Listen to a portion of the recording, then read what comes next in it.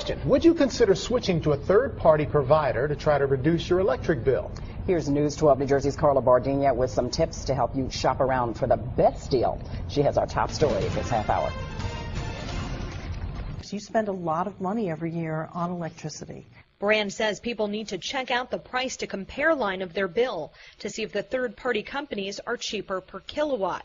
Often, she says, a guaranteed rate that floats under the wholesale price is best. Fixed rates are more of a gamble since it's hard to predict if energy costs will go up or down.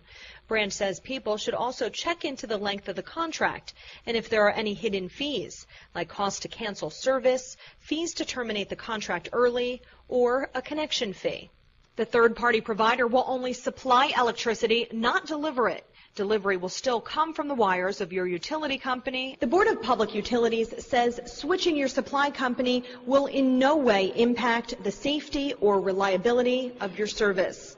In Trenton, Carla Bardina, News 12, New Jersey. In the event of an energy emergency, your utility company responds whether you use a third-party provider or not. 3 on Your Side consumer reporter Jim Donovan tells us about a big push that's underway to get you to shop around for electricity and save on your power. You can choose an electricity supplier by price, by how the power is made, or both. For instance, you could go green and switch to a supplier that generates electricity using wind. Be aware some companies may lock you in at a lower price but require you to sign a contract. If you want out, you could pay a penalty. If you decide to switch to a different supplier, the company that delivers your power stays the same. The lines that run down Broad Street and Market Street, those are still going to be maintained and operated by PECO. The meter in your home is still going to be read by PECO. The bill you get is still going to be received from PECO. It's just an option so you can save. I don't think people should look at this as a burden or something they have to do. It's an opportunity that they can exercise if they choose to do so and hopefully save some money. Now, people in New Jersey, Delaware, and western parts of Pennsylvania already have the ability to comparison shop for electricity. This expands to all of Pennsylvania in January.